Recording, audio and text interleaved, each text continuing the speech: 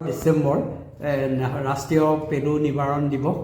এই দিৱসটো আমাৰ আজি শিৱসাগৰ জিলাৰ বিস্তৃতভাৱে এই কাৰ্যসূচী পালন কৰা হৈছে।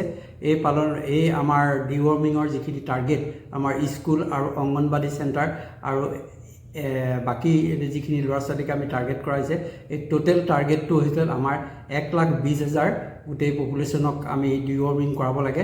এইখিনি 1 পৰা 19 বছৰৰ আমাৰ যিখিনি ল'ৰা ছোৱালী আছে, সেই ল'ৰা ছোৱালীখিনিকে আমি এলবেণ্ডাজলৰ এটাকৈ টেবলেট খুৱাবলগীয়া হ'ব। আৰু খুৱাবৰ কাৰণে আমি স্কুল আৰু অংগনবাদী চেণ্টাৰসকলক